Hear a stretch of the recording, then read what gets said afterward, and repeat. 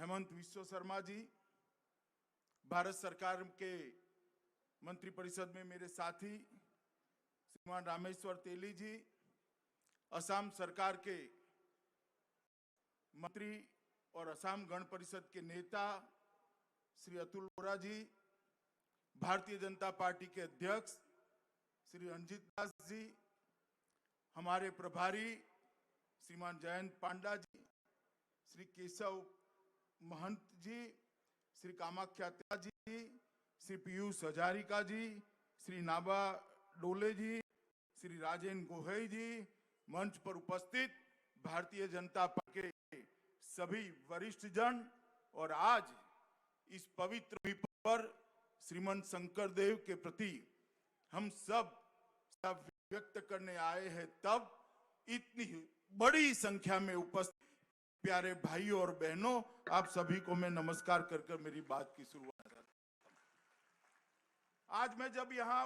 उपस्थित हूं तब मेरे लिए बहुत सौभाग्य का दिन, क्योंकि मैं भारत से पश्चिमी क्षेत्र गुजरात से हूं। वहां पर भी श्री कृष्ण परंपरा का बहुत बड़ा प्रचार प्रसार और अनुयायी। मैं पूरब में छेक आसाम में आया हूं, जहां श्रीमंत शंकर देव ने वैष्णव परंपरा को प्राणवान बनाने का काम किया। जन्म स्थान पर आज मैं आया हूं मित्रों, मेरे क्योंकि यहीं से एक नई असम को एक नई भक्ति संस्कृति देने शंकर देव ने की और माधव देव जी ने इसको आगे बढ़ाया। यहाँ पर दोनों क्षेत्राधिकार उपस्थित है, उन प्रणाम कर उनके आशीर्वाद मांगना चाहता हूं। देव के विचारों को, उनके भक्ति आंदोलन असम पूरे देश भर के अंदर आगे बढ़ा पाए, लोगों के लिए एक प्रेरणा का स्थान बना पाए। यहां जब आया हूं वटद्रवा भूमि पर, ये श्रीमंत शंकर देव का,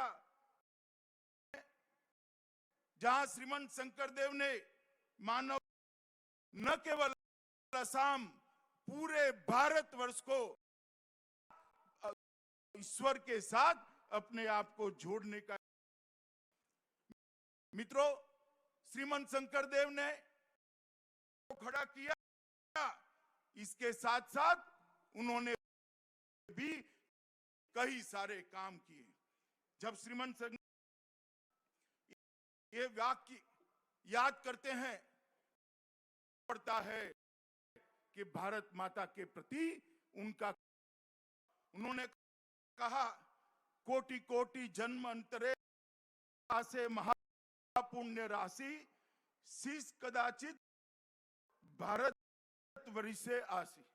इसका मतलब है जन्म तक आप पुण्य करते हैं, योग होता है, वे ही कदाचित उसमें जन्म लेने के अधिकारी होते हैं। ये पूरे पूर्वी क्षेत्र को कितनी दूरदृष्टि भारत के साथ जोड़ने का प्रयास किया, और उसी को महात्मा गांधी ने आजादी के आंदोलन के वक्त वाक्य श्रीमंत शंकर देव के लिए कहा, आसाम बहुत भाग्यशाली है कि 500 साल पहले देव ने जन्म लिया, जिन्होंने आसामियों का, जिसने राम राज्य की कल्पना को पुनर्जीवित। शासन कैसा होना चाहिए? शासन का उद्देश्य गरीब, दबे, कुचले लाने का होना चाहिए। राम राज्य की स्थापना का उद्देश्य। और आज मुझे बहुत आनंद है कि हेमंत विश्व शर्मा जी ने हमारे मुख्यमंत्री सर्बानंद जी के नेतृत्व में 180 करोड़ युगों युगों तक श्रीमंत शंकर देव बहुत बहुत बड़ा स्मारक बनाने का काम किया है। ये दोनों लोगों को, हमारे मुख्यमंत्री सर्बानंद शर्मा को, कि सालों से स्थान, अरे कोई तो आए, 500 साल हो गया, देव के विचारों को, उनके बताए रास्ते को, उनके बनाए पंथ को एक पुनर्जीवित करे, उसको सम्मान और आने वाली सदियों तक पूरी आसाम और देश को काम करे। 15 साल तक कांग्रेस की सरकार रही, अगर कभी श्रीमन शंकर देव की भूमि को उन्होंने मानकर उसको एक बहुत बड़ा स्मारक बनाने का काम, आपने 5 साल पहले भारतीय जनता पार्टी को मैंडेट और हमारे दोनों नेताओं ने 100 साल तक शंकर देव को संदेश को आगे बढ़ाने वाला काम किया। मित्रों, वो स्वतंत्र सेनानी बागेश्वरी नोनी, तिलक डेका, लखीकांत हजारिका, गोगरुम सूद, बलोराम सूद, कोलाई कोच, कांत बरुआ, हेमोरम पटोर, सभी लोगों की भूमि है जिन्होंने आसाम की अस्मिता की दान दी। और ये भूमि भारत रत्न गोपीनाथ भी भूमि है, जिनके कारण आज आसाम भारत का अंग बना है। गोपीनाथ जी न होते तो शायद आसाम भारत के साथ जुड़ा नहीं होता। और मित्रों, हमारे एशियाई खेल में स्वर्ण पदक विजेता हेमा नौगांव से ही है, गायक पापोन भी से है। ये भूमि ने भारत को बहुत कुछ दिया है। श्रीमन शंकर गायक पापोन तक ढेर सारे लोगों ने संस्कार को, भारत की संस्कृति को मजबूत करने का काम किया। मित्रों, आज श्रीमन शंकर देव, श्री श्री माधव देव, ये दोनों के प्रयासों को आगे ये भक्ति आंदोलन को आगे बढ़ाने के लिए, ये नव वैष्णव संस्कार को आगे बढ़ाने के लिए एक बहुत बड़ा काम यहाँ होना है। और मुझे बहुत गर्व है और अभिमान भी है, जब हो रहा है तब मैं यहाँ उपस्थित हूँ और यहाँ मैं यहाँ से नामघर में जाकर सिमन के चरणों में मेरे श्रद्धा सुमन भी अर्पित करने वाला हूँ।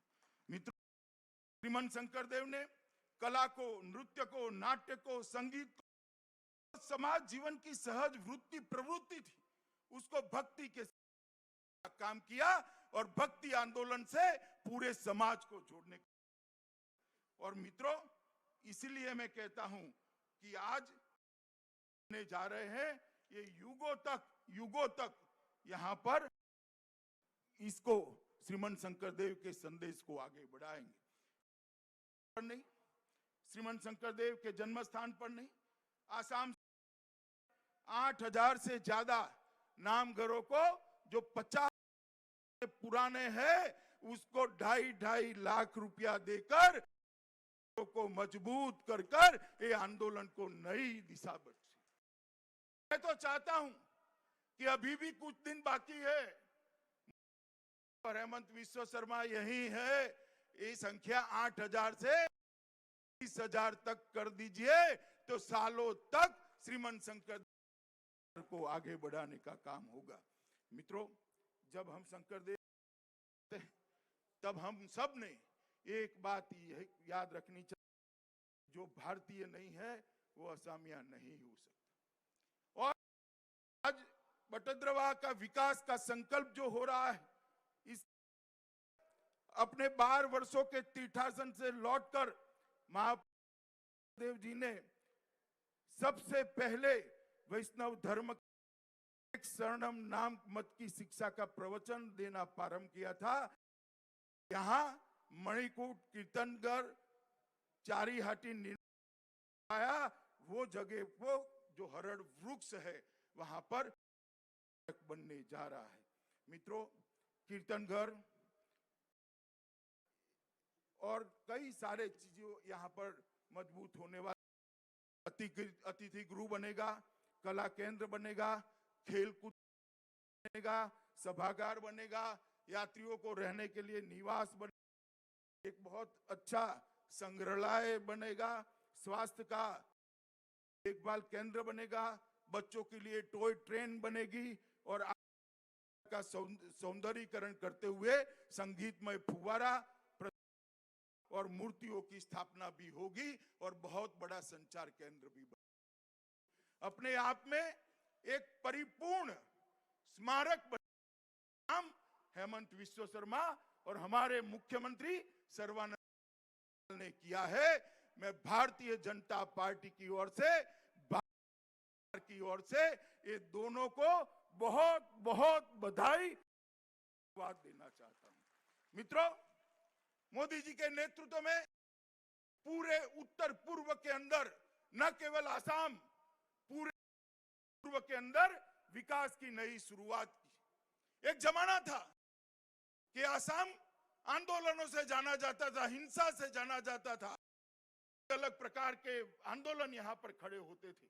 आज मोदी जी ने का गौरव बढ़ाने के लिए तो जो कुछ कर पड़े वो करा। गौरव बढ़ाने के लिए मोदी जी ने पीछे मुड़कर कुछ नहीं। हमारे सुधाकंठ डॉक्टर भूपेन हजारिका भारत रत्न देकर असम का सम्मान करने का काम भारतीय जनता पार्टी की नरेंद्र मोदी सरकार।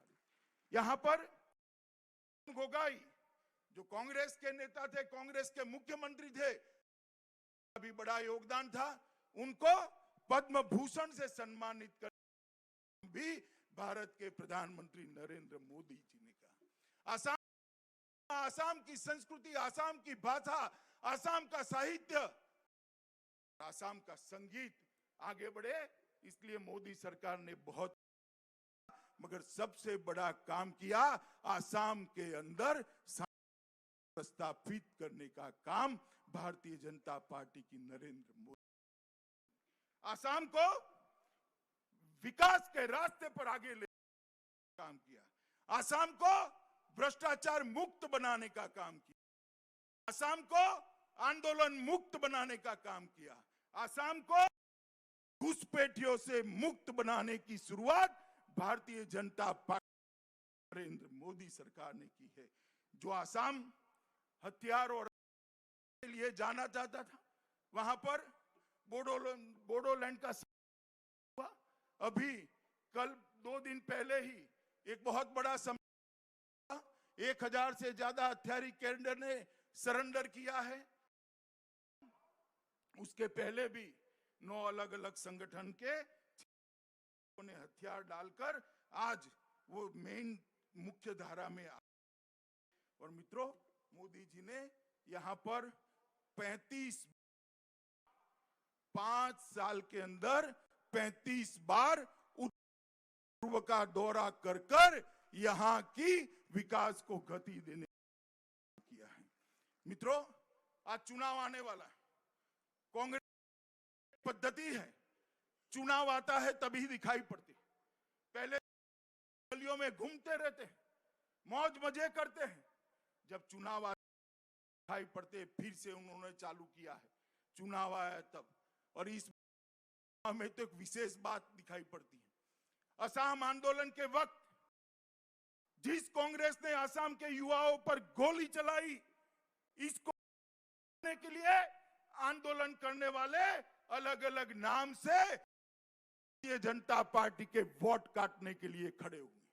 उनका मकसद है कांग्रेस को जिताना।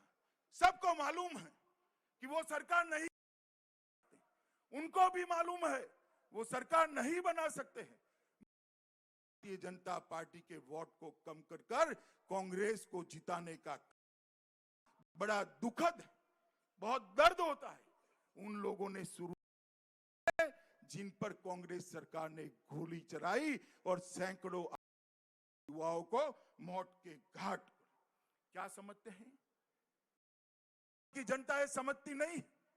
क्या उनको ऐसा लगता है कि असम जनता को इस तरह से मूर्ख बनाया जाएगा?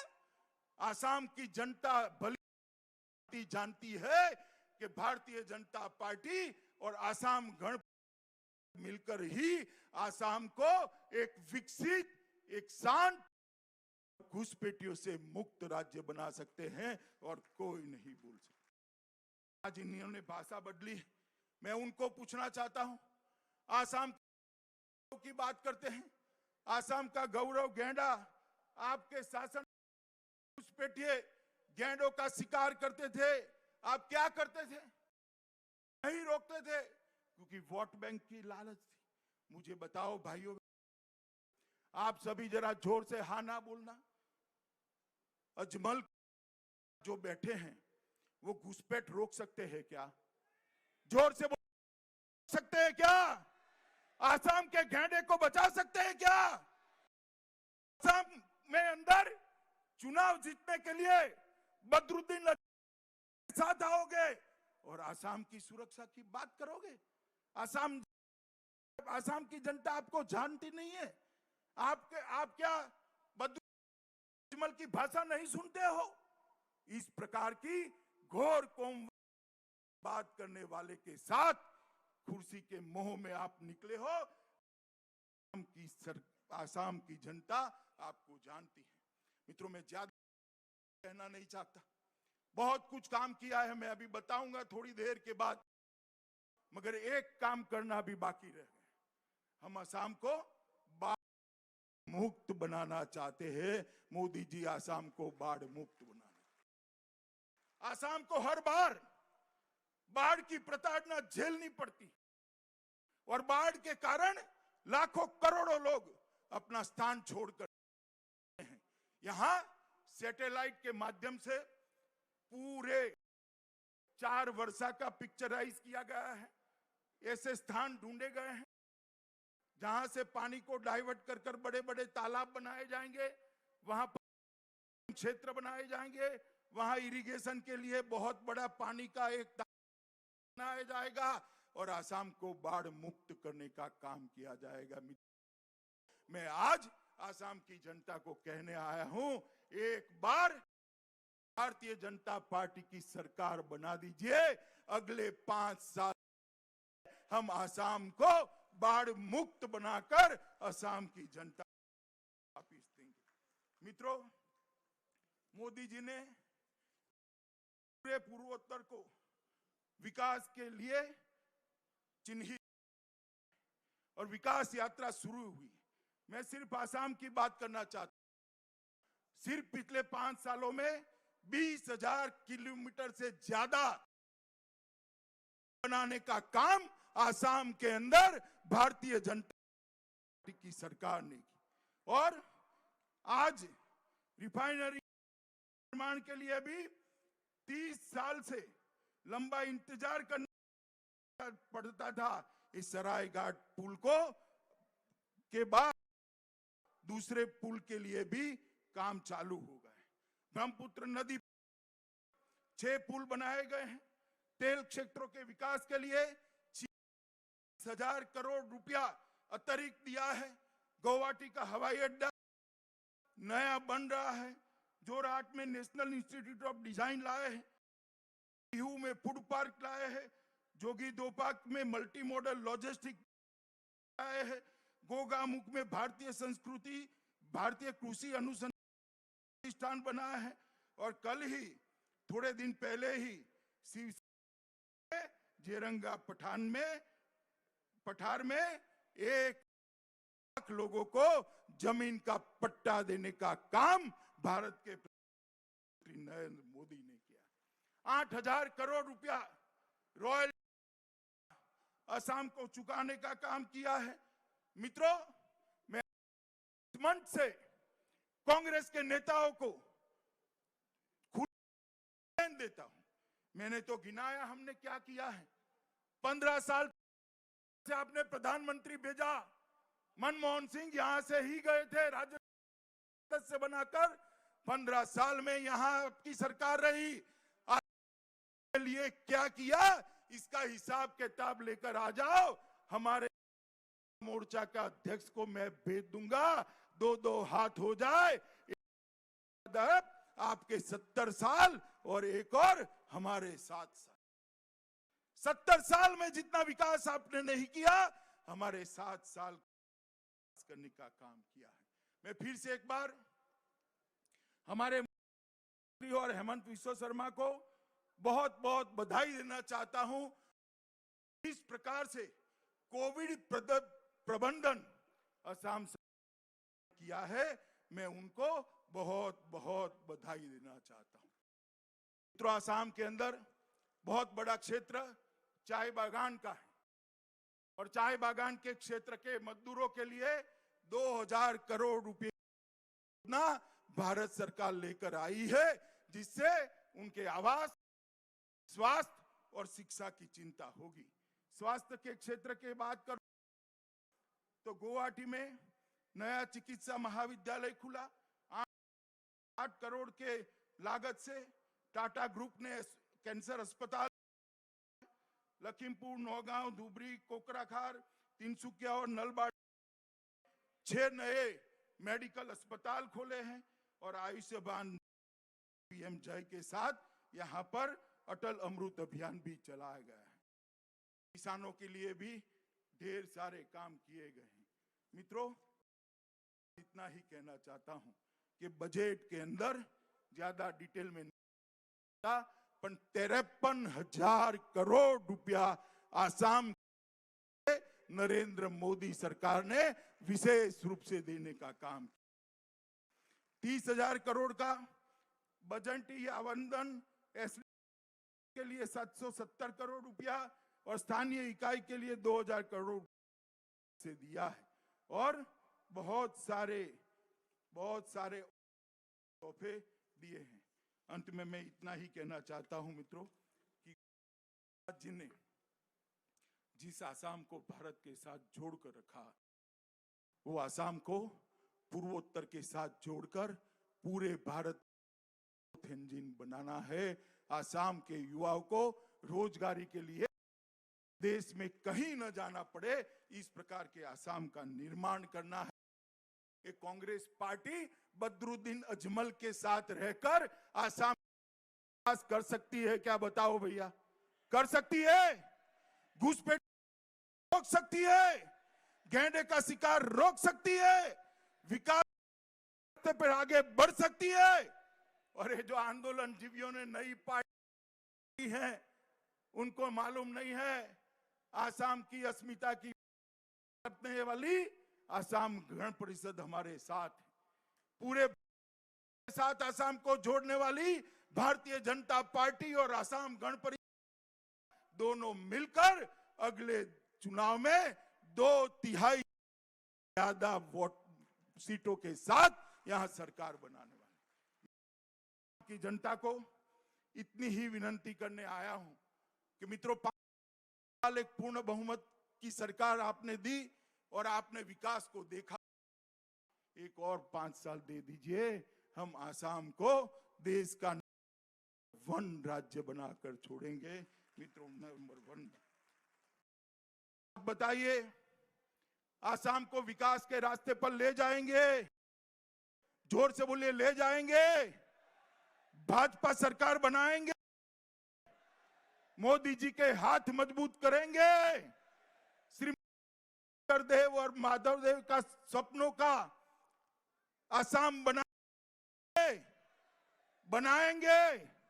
2/3 बहुमत से भाजपा को जिताएंगे?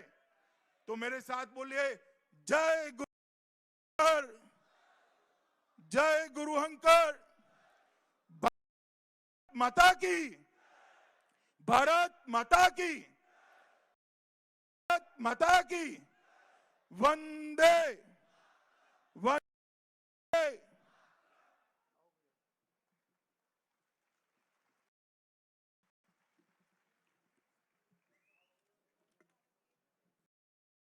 भारत के माननीय